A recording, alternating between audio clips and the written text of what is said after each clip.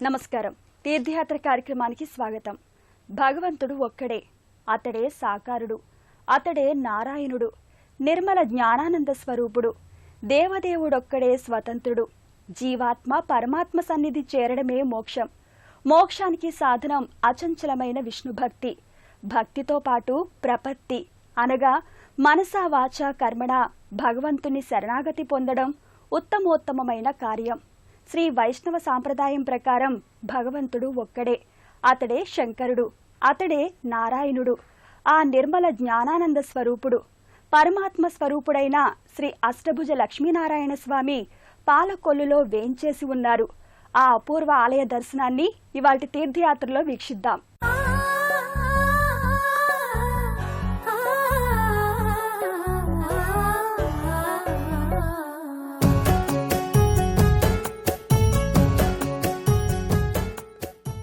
వైష్ణవ సాంప్రదాయంలో శ్రీమన్నారాయణుడు సర్వలోకైకనాథుడు, పరబ్రహ్మ స్వరూపుడు.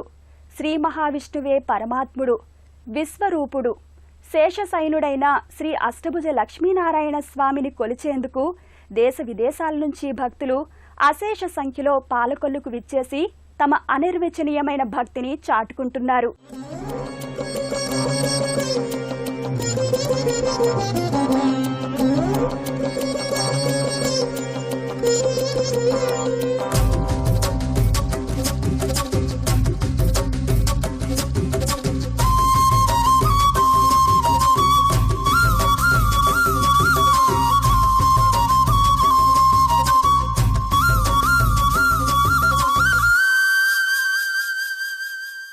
శ్రీమన్నారాయణుడే సృష్టి స్థితి లయలకు మూలం. ఆ దేవదేవుని దర్శనం కోటి జన్మల పుణ్యఫలం. దుష్ట శిక్షణ శిష్ట రక్షణ కోసం ఆ పరంధాముడు ప్రతి యుగంలోనూ అవతరిస్తుంటాడు. లోకులు తెలిసో తెలియకో చేసే పాపాలను కడిగేస్తుంటాడు. వారికి కోరిన వరాలిచ్చి కొంగు బంగారమై నిలుస్తుంటాడు. ఇదే స్వామి చిత్తం, ఇదే స్వామి ధ్యేయం.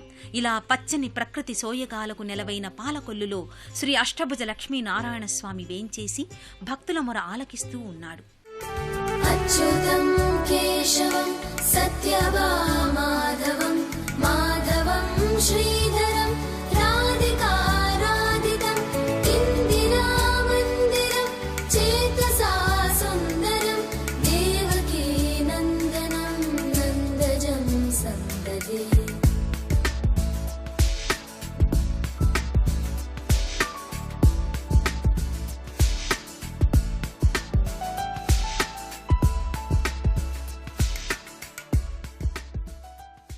ఎవరైతే భక్తి విశ్వాసాలతో స్వామిని కొలుస్తూ స్వామినామ జపం చేస్తారో వారికి తన అనుగ్రహాన్ని ప్రసాదిస్తాడనేది భక్తుల విశ్వాసం. అంతేకాదు, మన ఋషులు ఆచార్యులు అందించిన అద్భుత మంత్రాలను ఈ స్వామి సన్నిధిలో పఠిస్తే చాలు, వాళ్లకు తెలియకుండానే సత్ఫలితాలు కలిగే వరాలు ఈ స్వామి సిద్ధింపచేస్తాడని ప్రతీతి. సకల సౌభాగ్యాలను ప్రసాదించగల ఈ అష్టభుజ లక్ష్మీనారాయణ స్వామి దర్శనం ఎన్నో జన్మల పుణ్యఫలమని భక్తులు విశ్వసిస్తారు.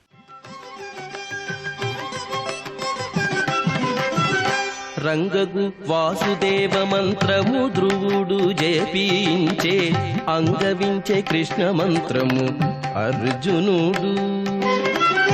రంగగు వాసుదేవ మంత్రము ధ్రువుడు జపించే, అంగవించే కృష్ణ మంత్రము అర్జునుడు. ముంగిట విష్ణు మంత్రము మొగిషుకుడు పఠించే, అన్ని మంత్రములు ఇందే ఆవహించెను. ఈ మహిమాన్వితమైన దేవాలయం లోపలికి అడుగు పెట్టగానే చిరునవ్వుతో పలకరిస్తున్నట్టుగా శ్రీ అష్టభుజ లక్ష్మీనారాయణ స్వామి నిలువెత్తు విగ్రహం భక్తులకు కనువిందు చేస్తుంది.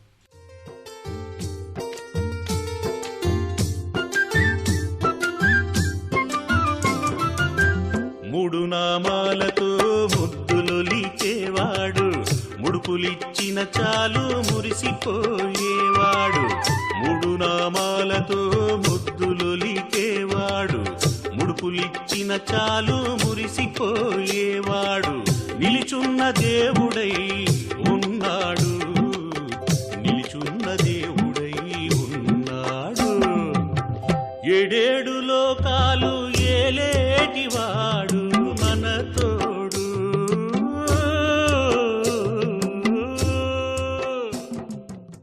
ప్రకృతి నీడలో ఆహ్లాదకరమైన వాతావరణానికి నెలవైన పశ్చిమ గోదావరి జిల్లా పాలకొల్లు పట్టణంలో కొలువుదీరిన మూల విరాట్ శ్రీ అష్టభుజ లక్ష్మీనారాయణ స్వామికి నిత్యోత్సవాలు, పక్షోత్సవాలు, మాసోత్సవాలు, సంవత్సరోత్సవాలన్నీ కూడా ఎంతో వైభవంగా జరుగుతూ ఉంటాయి. అంతేకాదు ఆళ్వారాచార్యుల యొక్క మాస నక్షత్రాలు, సేవాకాలంతో పాటుగా తిరుమంజనాలు కూడా ఘనంగా చేస్తారు.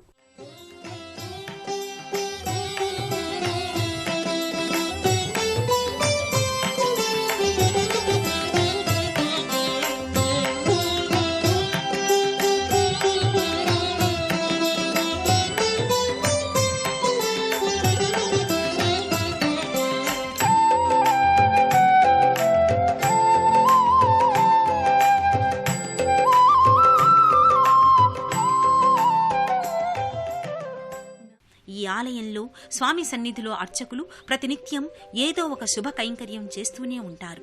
సంవత్సరం పొడవునా నిత్య కళ్యాణం పచ్చతోరణంగా ప్రతి నెలలోనూ ప్రతిరోజు ఏవో ఉత్సవాలు జరుగుతూనే ఉండడం విశేషంగా చెప్పవచ్చు.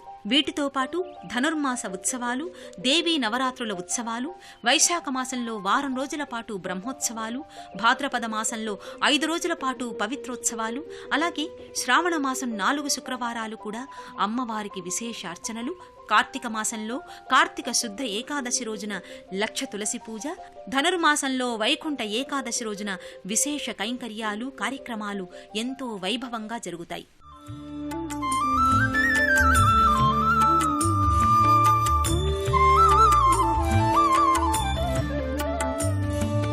వృందావనస్థితం నారాయణం దేవవృందైరభిష్టితం నారాయణం దినకరమధ్యగం నారాయణం దివ్యకనకాంబరధరం నారాయణం.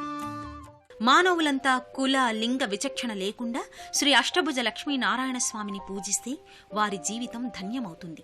ఈ ఆలయ నిర్మాణం అపురూప శిల్ప సంపదతో నయన మనోహరంగా కనిపిస్తుంది. ఎన్నెన్నో దేవతా శిల్పాలు అపూర్వ కళాశోభితాలై చూపర్లను కనువిందు చేస్తాయి. దేశ విదేశీయులను సైతం సమ్మోహనపరిచే అద్భుత కట్టడాలు, ఆ అపురూప సౌందర్యాన్ని కనులారా చూడాల్సిందే కాని మాటలతో వర్ణించలేం. ఇక్కడ భక్తులు ఏ కోరికలు కోరుకున్నా ఈడేరుతుందనే భావన భక్తుల మనసులో నెలకొంది.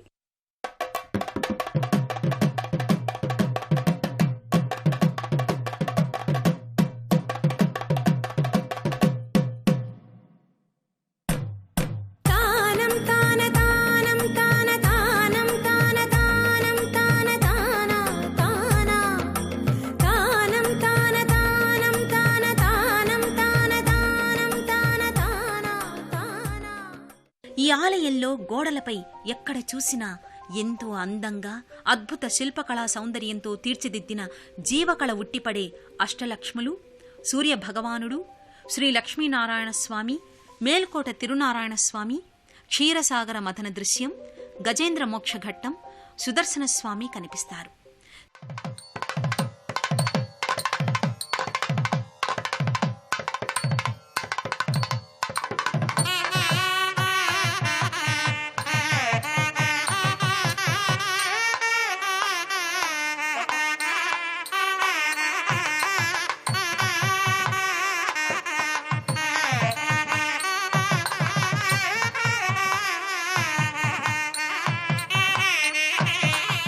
శిఖరం పైభాగంలో విష్ణుమూర్తి, వరదరాజస్వామి, లక్ష్మీ నరసింహస్వామి, శ్రీ వెంకటేశ్వర స్వామి, హనుమాన్ విరాట్ రూపాలు చూపరులను మంత్రముగ్ధుల్ని చేస్తాయి.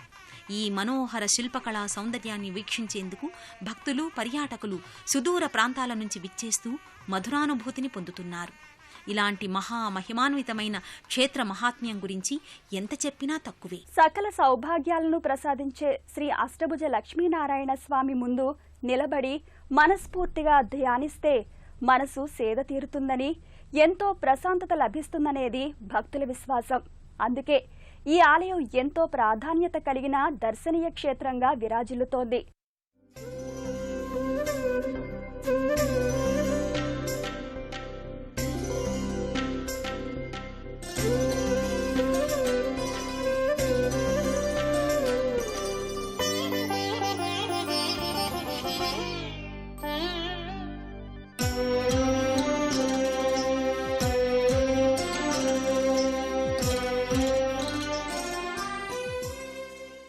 శ్రీ అష్టభుజ లక్ష్మీ నారాయణ స్వామి ఆలయం చాలా పురాతనమైనది. ఈ ఆలయాన్ని 1763వ సంవత్సరంలో ఈ పెరుమాళ్ల చుట్టూ సన్నిధిని నిర్మించారని ఇక్కడున్న శాసనాల ద్వారా తెలుస్తోంది. మనకు ఎక్కడ చూసినా నారాయణ స్వామివారు శంఖం, చక్రం, అభయహస్తం లేదా వరదహస్తం, గద లేదా కటిహస్తం అనబడే చతుర్భుజాకారంలో దర్శనమిస్తుంటారు. కానీ ఇక్కడ మాత్రం స్వామివారు అష్టభుజాకారంలో ఉంటారు. ఈ అష్టభుజాల్లో కూడా స్వామివారు 8 ఆయుధాలు ధరించి భక్తులందర్నీ రక్షించడానికి ఎల్లప్పుడూ నేను సంసిద్ధంగా ఉన్నాను అని చెప్పేట్లుగా ఉన్నారు. స్వామివారు ఇక్కడ ఏకశిలగా ఉంటే స్వామివారి వక్షస్థలంలో చతుర్భుజ లక్ష్మిగా అమ్మవారు కొలువై ఉన్నారు. స్వామివారికి ఇరువైపులా భూదేవి, నీళాదేవి ఉన్నారు. ఇలా శ్రీ భూ నీళా సమేతంగా స్వామివారు ఉన్న క్షేత్రాలు మన దేశంలో చాలా అరుదుగా ఉన్నాయి. అటువంటి అరుదైన క్షేత్రాల్లో ఈ క్షీరపురి అష్టభుజ లక్ష్మీ నారాయణ స్వామి క్షేత్రం కూడా ఒకటి.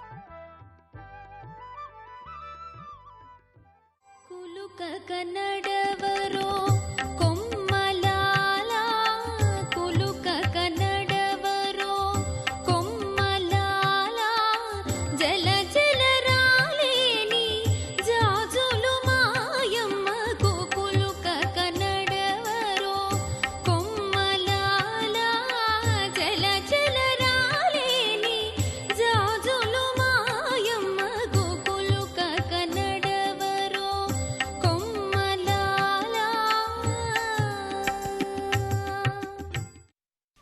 క్షీరపురి అంటే ఈ పాలకొల్లు వాసులంతా ఈ సన్నిధిని చిన్న గోపురం అని పిలుస్తుంటారట. ఈ పేరు ఎందుకు వచ్చిందంటే దీనిని క్షీరారామ క్షేత్రం అని చెబుతారు. అంటే శివాలయంలో క్షీరారామలింగేశ్వర స్వామి అనే శివస్వరూపం పాలకొల్లులో ఉంది. ఆయన ఇక్కడ ఉండగా ఆ గోపురం సుమారు 90 అడుగులకు పైన చాలా ఎత్తుగా ఉండేదట.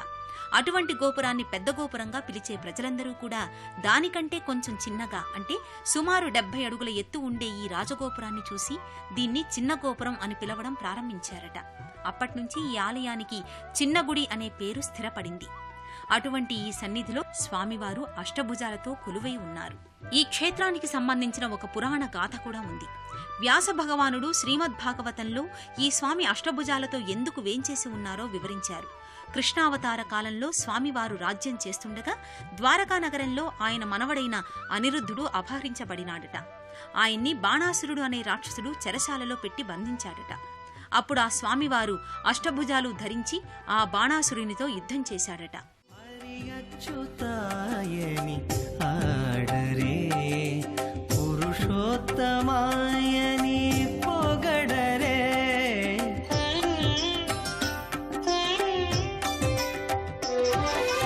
హరియచ్యుతాయని ఆడరే పురుషోత్తమాయని పొగడరే పరమ పురుషాయని పలుకరే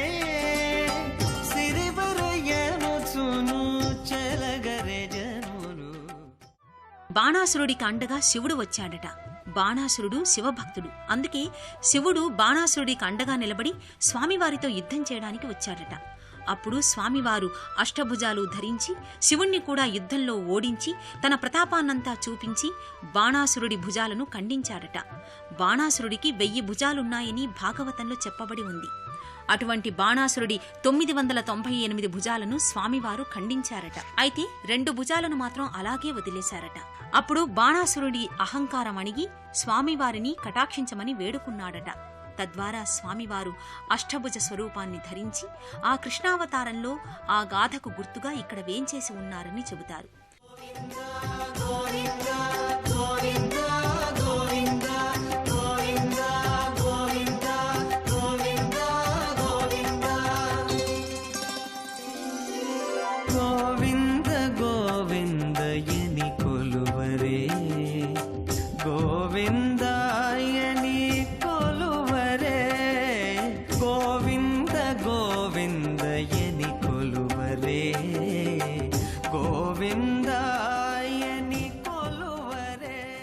పెరుమాళ్లు అష్టభుజాలతో ఉన్న ఆలయాలు భారతదేశంలో కేవలం 2 చోట్లే ఉన్నాయి.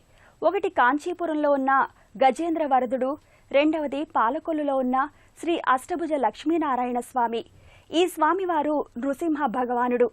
ఈ స్వామి ఉగ్ర రూపంలో భక్తులకు దర్శనమిస్తాడు. ఈ పెరుమాళ్ల సన్నిధిలో ఆళ్వార్లు, ఆచార్యులు, అమ్మవార్లు, ఉత్సవర్లు అనే ఉపాలయాలున్నాయి.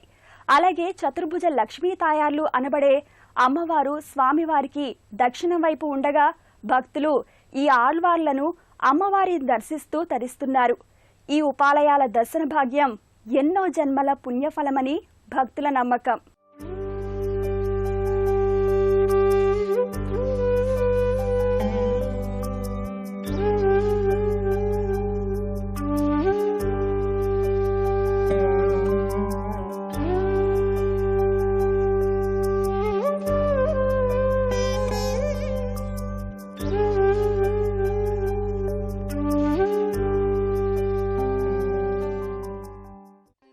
స్వామివారు చాలా ఉగ్ర రూపంలో ఉంటారు. అందుకే మొదట్లో ఈ స్వామిని అష్టభుజ లక్ష్మీ నరసింహస్వామి అని పిలిచేవారు. కాలక్రమేణా అష్టభుజ లక్ష్మీ నారాయణ స్వామిగా పిలువబడుతున్నాడు.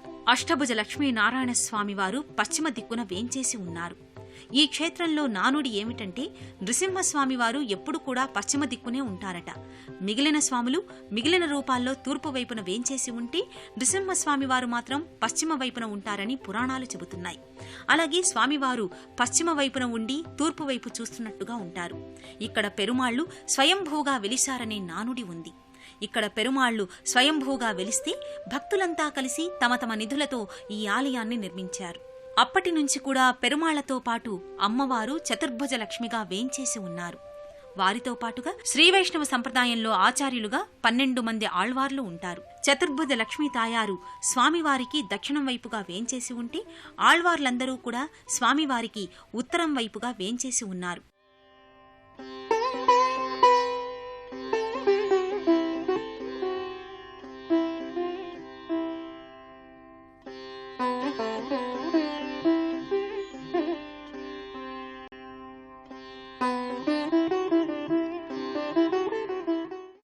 స్వామివారికి ఎదురుగా పెద్ద ధ్వజస్తంభం ఉంటుంది. ఈ ధ్వజస్తంభం కిందుగా స్వామివారి వాహనమైన గరుడాళ్వారు కూడా వేంచేసి ఉన్నారు. కాస్త అటువైపుగా మూలవర్ల సన్నిధులు ఉంటాయి. ఇక్కడ ఉన్న మరో విశేషం ఏమిటంటే రామస్థూపం. ఇదిగో మనకు కనిపిస్తోందే అందంగా తీర్చిదిద్దబడిన స్తంభం. ఈ స్తంభంపై తామర పువ్వు ఆకారంలో తీర్చిదిద్దబడిన ఒక్కో పత్రంపై ఉన్న శ్రీరామ అనే రామనామం జపిస్తే చాలు ఎన్నో జన్మల పుణ్య ఫలితం లభిస్తుందన్నది భక్తుల నమ్మకం. ఈ స్తంభంపై ఉన్న మరెన్నో శ్లోకాలను భక్తులు పఠిస్తూ స్వామిని ధ్యానిస్తూ తరించిపోతారు. ఇక్కడ పెద్దజీయరు స్వామివారు 108 శ్రీరామ క్రతువుల్లో భాగంగా ఇక్కడ కూడా ఒక క్రతువు చేశారు. అలా 108 క్రతువులు చేసిన ప్రతి చోట ఒక స్తూపాన్ని పెద్దజీయరు స్వామివారు ప్రతిష్ఠించారు. అలా 108 స్తూపాల్లో ఒక స్తూపం ఈ అష్టభుజ లక్ష్మీ నారాయణ స్వామి ఆలయంలో ఉంది. అష్టభుజ లక్ష్మీ నారాయణ స్వామితో పాటు పట్టాభిరామస్వామి కూడా ఇక్కడ ఉన్నారు. స్వామివారి దాసభక్తుడైనటువంటి ఆంజనేయ స్వామి కూడా ఇక్కడ అంజలి ఘటిస్తూ మనకు దర్శనమిస్తారు. ఇక్కడ 12 మంది ఆళ్వార్ల ప్రత్యేక సన్నిధులు కూడా ఉన్నాయి. వీరు విశ్వమంతా వ్యాపించి ఉన్న శ్రీమన్నారాయణ తత్వాన్ని దర్శించి ఒక్కో దివ్య ప్రబంధాన్ని అందించారు. వీరు 4000 దివ్య ప్రబంధాలను పాడి మహనీయులయ్యారు. ఈ క్షేత్రం సర్వదేవతా నిలయం, ఎన్నో ఉపాలయాలకు నిలయం. భక్తుల మానస మందిరాల్లో పవిత్రంగా అలరారుతున్న శ్రీ అష్టభుజ లక్ష్మీ నారాయణ స్వామి వైష్ణవ దివ్యక్షేత్రం అందరూ తప్పక సందర్శించాల్సిన పుణ్యక్షేత్రం. ఓం నమో భగవతే వాసుదేవాయ. లోకంలో సంభవించే విపత్తులను అడ్డుకునేందుకు ఆ పరంధాముడు పలు అవతారాలు ఎత్తి శిష్ట రక్షణ, దుష్ట శిక్షణ చేశాడు. ఆర్తితో పిలిస్తే భక్తులను ఆదుకుంటాడు. యుగ యుగాల్లో లోకపాలనకై, ధర్మ సంస్థాపనకై అవతరించిన శ్రీ అష్టభుజ లక్ష్మీనారాయణ స్వామి దర్శన భాగ్యం పాలకొల్లు వాసులకే కాదు, యావత్ ప్రపంచానికి ఎన్నో జన్మల పుణ్యఫలం. ఇది ఇవాల్టి తీర్థయాత్ర. మరో తీర్థయాత్రలో మళ్ళీ కలుసుకుందాం. అంతవరకు సెలవు. నమస్కారం.